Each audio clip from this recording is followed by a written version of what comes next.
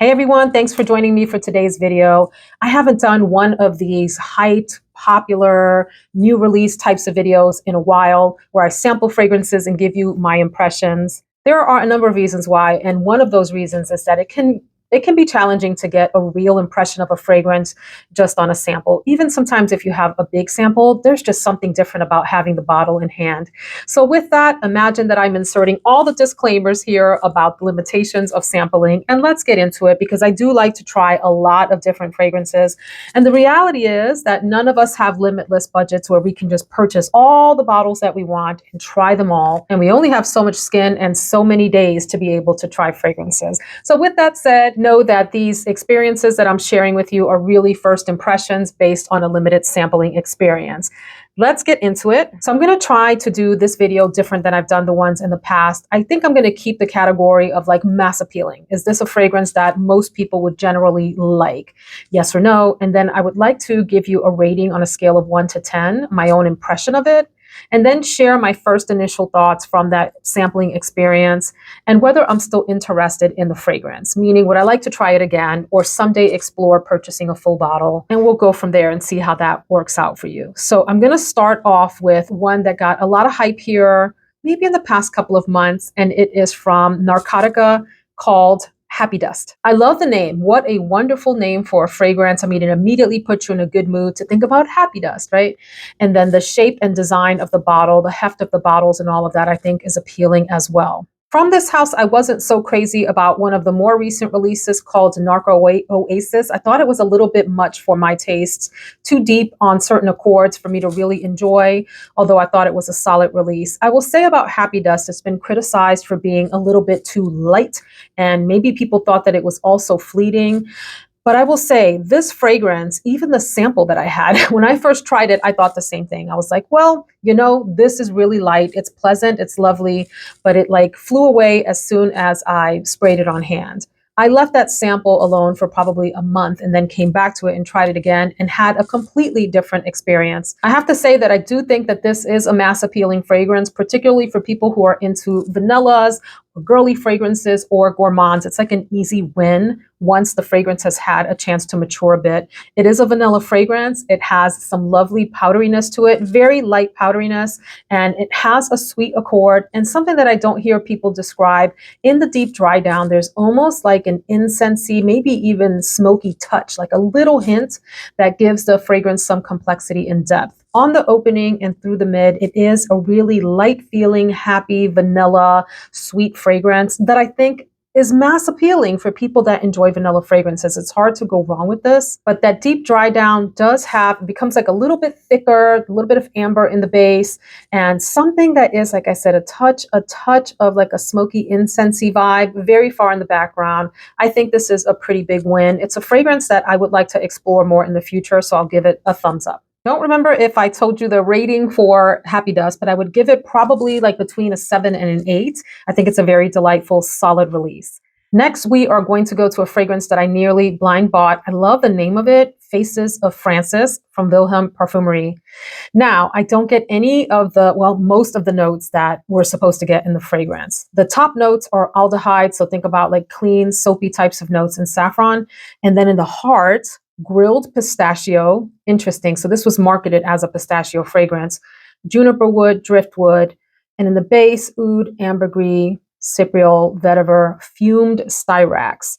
The fragrance for me felt like it was almost like a deep roasted plum. So instead of like grilled pistachio, I would say like a roasted deep plum with a lot of woodiness in the background, maybe a little bit of that oudiness. And I would say I picked up a little bit of like the hay grassiness that vetiver can give off.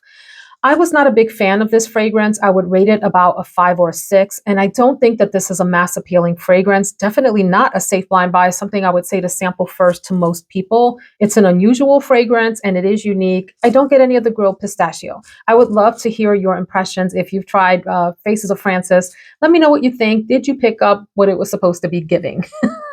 Would love to hear from you on that. So this is going to be a hard pass for me. Again, might be the type of situation where I try the actual bottle and have a completely different experience. But on sampling, I have to say this is a hard pass. Moving along to a house that has become like a sweetheart house, if you will, of YouTube. Giardini de Toscana. So Bianco Latte took the internet by storm last year. And then I have that fragrance. I also picked up Bora Bora. Love Bora Bora, probably more than Bianco Latte. But the fragrance that I want to talk about is Celeste, because I think that has emerged as sort of the dark horse of the house. And let me tell you what happens. I'm sure you know this, but in case you don't, we have some lovely, very popular, very big fragrance YouTubers. When they start talking about things, and there is one particular gentleman and one particular lovely lady, the minute that the fragrance comes out of their mouths, many reviewers go and purchase the fragrance and start talking about it. And then it starts to make the rounds, both on YouTube and on Instagram. And lately here, TikTok has been playing a huge role on making fragrances popular. So it's all over the place, but we have two here on YouTube that tend to be the trendsetters when it comes to fragrance. And so one of them spoke about this fragrance, and then all of a sudden everyone had to have it. It's like wildfire how that happens. So the fragrance, did I mention it? It's called Celeste. Did I say that already? Celeste, the dark horse of the house. I have to say, a lot of people are really enjoying this fragrance. For me, this is not a mass appealing fragrance. I was fully prepared to love this based on the descriptions. But it was a no for me in terms of being mass appealing and my own personal taste. This fragrance I gave a 5 out of 10. For me, this had a nice, bright, soft, peachy opening. But then it became, on the dry down, a little bit more boring and actually had these sort of solar notes that came out. Did anyone else have this experience? It was almost like peachy, moldy bread with old milk, like cereal milk, fruity cereal milk nearby. The combination of that was just not working for me. So this is a hard pass for me. I have to tell you, I'm a little surprised that this is getting so much hype. I'm convinced other people are having a completely different experience from me, because it can't be that they smelled what I smell and fell in love with the fragrance. But that happens sometimes. And hey, there have been fragrances that I went head over heels for that the majority of other folks thought was like rancid and horrible. So it goes, both ways. But this, I have to say, was a hard, hard pass for me. Very glad I sampled that one first, because that was another one that I was willing to just blind buy and would have probably been miserable and passed it along very quickly. So then Sora Dora had 2 new releases, Jayne, something like that, and Mallow. I did not pick up Jayne, or however you say that, because the descriptions of it were really enticing. It sounds amazing. Croissant and lots of gourmand goodness in the fall direction. And so as we were getting into winter and spring, I was thinking, ooh, maybe I'll explore that one next fall. And people were saying that it had some similarities to some of the popular fall fragrances like Angel Share and all of that. So for my own benefit, I thought, let me pump the brakes on that. But I really wanted to try the other one, Mallow. And that is the one that I tried. I will take a second to pause and say that these bottles are pretty dreamy. I wasn't as crazy about the darker ones, that whole series. And I had Mandorle and ended up selling that fragrance. Really nice, but we had some redundancy with that in our collection, my husband and I. And so I tried Mallow. Love these milky white bottles. I think they are so pretty, nicely done with the sort of marble looking top on them. Mallow, I do not think is mass appealing, and I'm going to share why, but I still give it a high rating of 8 because I think it is a pretty artistic fragrance. This one is one for my ladies and gentlemen who love a cool purple type of fragrance. This opens up very cold and has those like purple, violet, irisy types of notes in it very quickly and right away.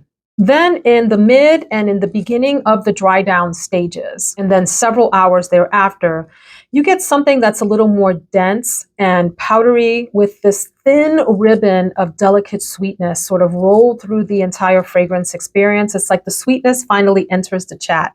That is my favorite part of the fragrance. That's where I think it really shines and is the most beautiful in the mid and in the early part of the dry down. I will say that deep into the dry down, like let's say you spray it on in the morning, in the middle of the day into the early afternoon, it does get back into that colder violet direction. You need to like violet and you need to like cold purple florals in general to really enjoy this fragrance and a sense of that sort of ethereal powderiness. I also feel like it has this almost like semi-doughy background to it that gives it some like an interesting flair. So this is a thumbs up. I don't know that I want to run out and purchase a bottle of it, but I really appreciate it and would say if that description suits you, go for it. If I see this one on sale, it might be one that I snatch up for the novelty and uniqueness of it. So it gets a thumbs up in terms of scent profile and originality, creativity, and the bottle is gorgeous. So nicely done. Speaking of a doughy fragrance, hear me out here. This one I think was released last year, got a little bit of playtime, and then people haven't talked about it. It's Voyage Aari from Fragrance du Bois. I do think that this is a mass appealing fragrance. It gets a yes. And in terms of a score, I'm giving it a good, strong, solid 7. I didn't care for the opening of the fragrance. I found it to have a little bit of a strange chemical feeling opening that was super quick. It was fleeting for like 15 seconds. As it starts to dry down, it got sweet. It got boozy on me. And I felt like the mid had this sort of doughy squishiness to it that was really sort of appealing and comforting for me. The dry down was, for me, a slightly spicy, thick vanilla. So this was a nice fragrance all around. I don't find it to be particularly original, but I found it to be a nice quality experience. My husband also liked this. Let me tell you something.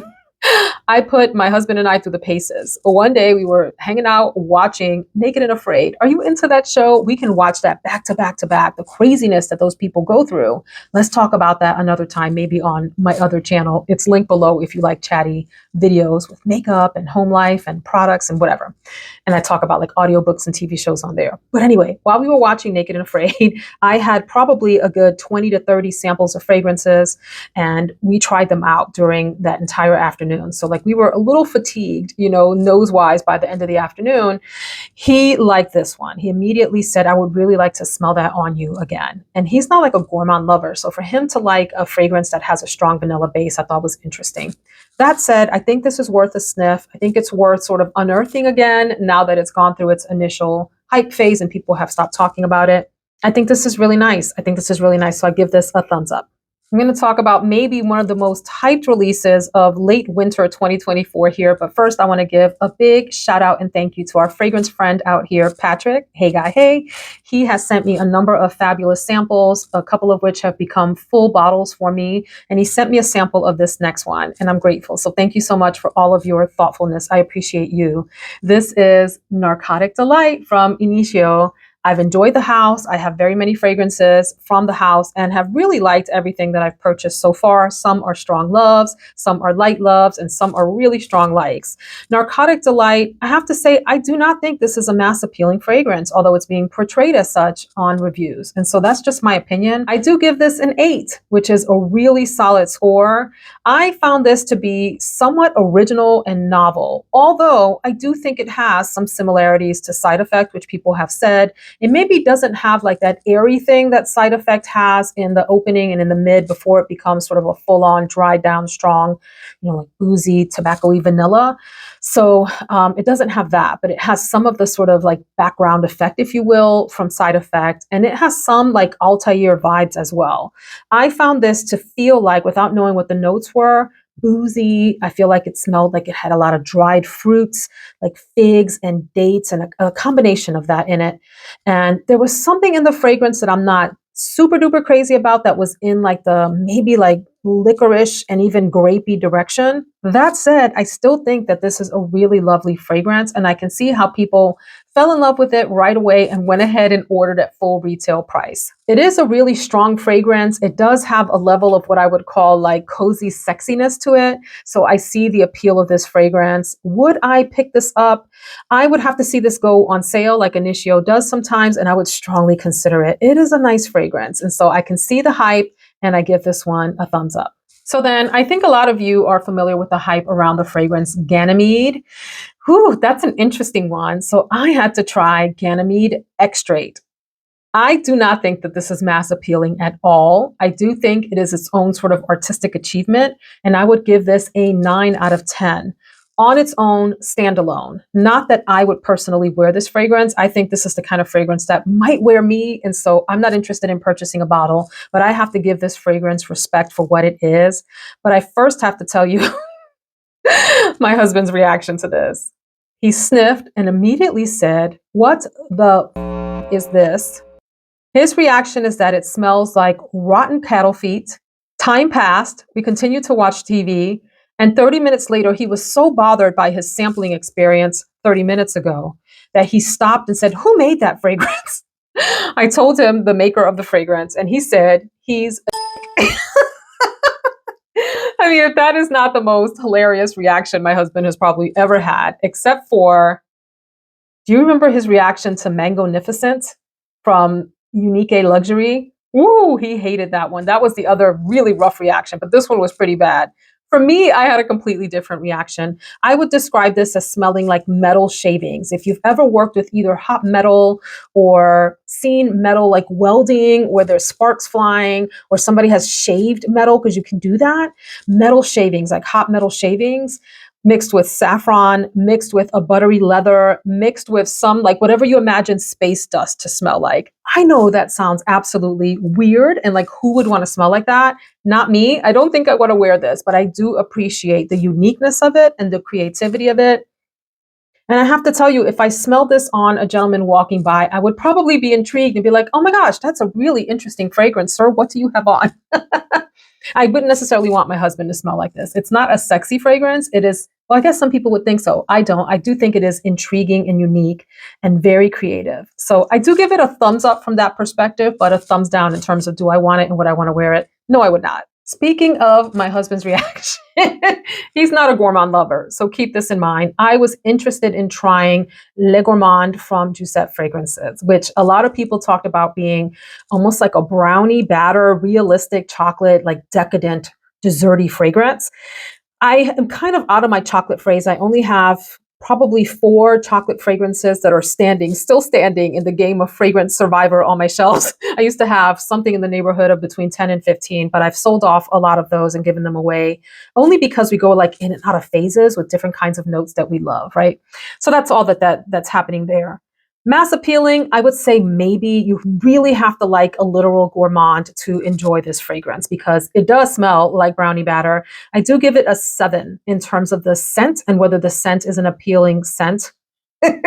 I will say that my husband tapped out like they tap out on Naked and Afraid. Speaking of watching that show, he was like, I'm out, call the producers, I can't do this, because he's not really like into literal gourmands. And this is very literal. You have to want to smell like freshly mixed up brownie batter. That's what's happening here, plain and simple, like a buttery brownie batter.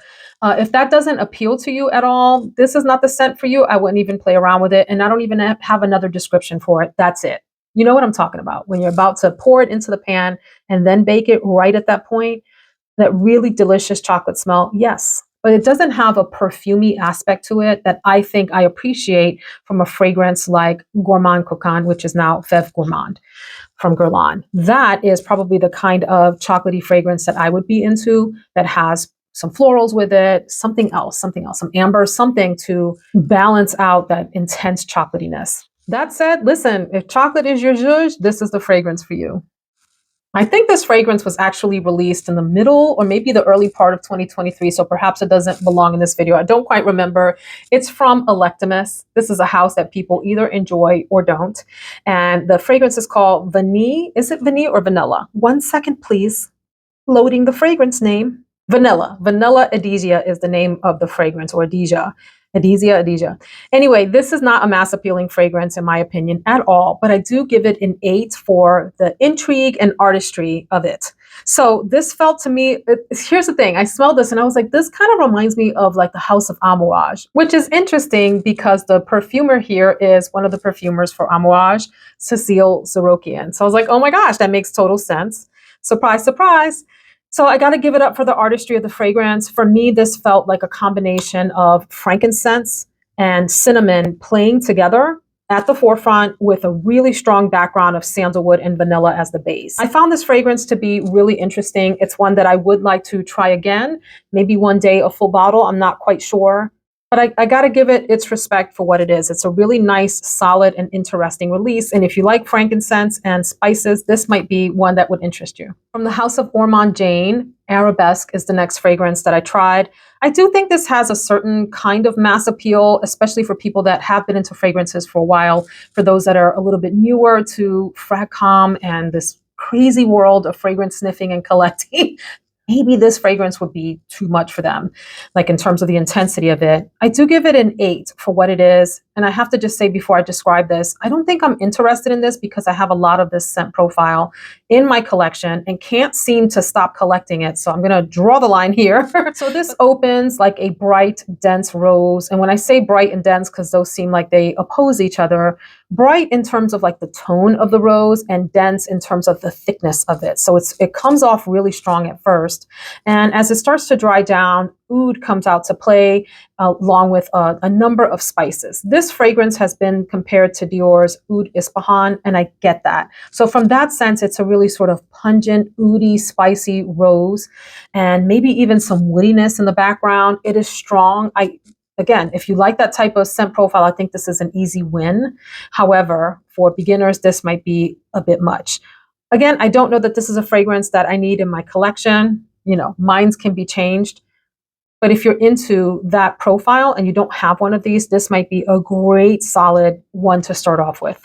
Really pretty. Next up is Luban from Widian, a house that I'd like to explore a lot more. So this is a maybe in terms of mass appeal, and I downgraded this to a 5 when I first tried it. And the more that I came back to the sample and sniffing the blotter and all of that, and I actually tried this one on skin and thought to myself, this is interesting. So I would actually upgrade this to about an 8.5 maybe. This is buttery, woody, soft, musky, subtle your skin, but better. I really enjoyed this and thought that it was super high quality. In fact, I would call this like a quiet luxury version of a Your Skin But Better type of fragrance. When we think about those fragrances, we think about like the world of Glossier You and those that are maybe a little musky, a little powdery, and have touches of iris for the most part. There is an iris in here. This is a Your Skin But Better in the almost like buttery, woody direction. There's something really luxurious about this. And then I looked it up and the price tag is fairly astronomical for a small bottle. I think of like 50 mils, I believe. It's like up in the way 300, high 300s range. So I'll have to figure out how to get this one on sale, but I'm very interested and intrigued and enjoyed this sampling experience. It felt like a really nicely done, soft, subtle, luxurious composition. I want to hear from all of you on the next house because I'm a little torn. It's born to stand out. I go back and forth with whether these bottles are okay or whether they're weird looking. I go back and forth with whether this is just like a novel new house or one that's going to stick around for a while. I've had the chance to purchase these on discount because they are sold at So Avant-Garde. And you can use my code Veronica20 if you want to try any of these at 20% off. And I think they sell samples of them too, and maybe even a discovery kit if I remember correctly. So I've been tempted to purchase a few of these. I've tried a number that I've talked about in different videos. They've been hit or miss. I've tried, I think, 3 or 4. And I tried 3 more that I want to share with you, but I want your opinion. What do you think about this house? Is it one to watch or one to pass on as a whole? Do you think they're just like capitalizing on something trendy, the bottle design and like the bold red print and whatever? So 3 that I want to share with you here. One is called Sin and Pleasure. I do think that this is a mass appealing fragrance, and I give it a good solid, somewhere between like a 7.5, maybe even 8. The opening of this is very delicious. You get like 15 to 30 seconds of a solid, strong candy opening. And it gave me like a wow feeling, like this is really, really good. In the dry down, it's vanilla mostly with a little bit of a sweet accord running through it. There is a soft patchouli in the fragrance. So for those of you that are patchouli haters, you do pick it up here. Not super strong, but it's definitely there to add some background and base and like stability to this fragrance. It kind of amounts to smelling like candy along with almonds that have sort of melted in your mouth, maybe even like a marzipan-y paste together. So I found this really delightful. I like the name Sin and Pleasure. Don't know what that specifically refers to in terms of the notes in the fragrance, but nice. There's something like candy and carnal about it. Maybe that's it at the same time. So I do give this one a thumbs up. And then one that I almost purchased in my last 30% off So Avant-Garde sale. And at the last minute I passed. And maybe I'm glad I did, but maybe I'll pick it up in the future. Who knows? This is called Dirty Heaven. I do give this a yes in terms of being mass appealing. My score for it, however, is a 6, mostly because it's not sort of the most original fragrance. Not that I'm trying to like go for originality with every fragrance. Friends, when you've tried so many fragrances, and if you continue to watch YouTube, if you're newer, you will eventually have tried very, very many fragrances. It can be really challenging to come across something that feels unique and novel. So that's not always like a good barometer of whether the fragrance is fabulous or not. I do think this is a solid release. What bothered me a little bit about this is it has what felt to me like an opening that smelled a little bit like gasoline-y. It was super quick and then it dried down. On the dry down, it becomes this almondy floral vanilla. It is a very nice fragrance, one that I would definitely say if you're into almondy vanillas, check this out with some florals to it. In fact, it does kind of have like a distant resemblance to Psychedelic Love from Initio. I can't say that this was heaven, like the name implies, not close, but I do think there's a really nice fragrance and a solid release. And if somebody wanted to pick this up, I would tell them to go for it. I doubt they would be disappointed with it and probably would enjoy it a lot. And then the last fragrance that I wanted to share is called Sugar Addict, also from Born to Stand Out. This one was initially a no when I tried it and then became a yes in terms of mass appeal. And I would give this a strong, solid 7. This one is vanilla for sure, sugary sweetness. It has almost like this soft, airy chocolate pinned onto the composition, like it was like adorning the composition on the edges. This is a soft, cozy, and fuzzy fragrance. I'm not sure why I said no initially. Maybe I just wasn't like impressed with it when I originally tried it. But as it started to dry down, the nuances of the fragrance started to emerge, and I appreciated its uniqueness more and more. And I wrote down in my notes, nicely done. So maybe I liked it more than a 7 and give this a thumbs up. Stay tuned. I am going to be doing a video reviewing some of the latest designer releases. I'll do that one separate. That's a fun video to do. There have been some really pretty releases lately, and I want to hear your thoughts on them, so stay tuned for that in the future. Thanks so much for joining me for this video. Let us know your thoughts on these fragrances in the comments, and I will see you in the next one. Take care, friends.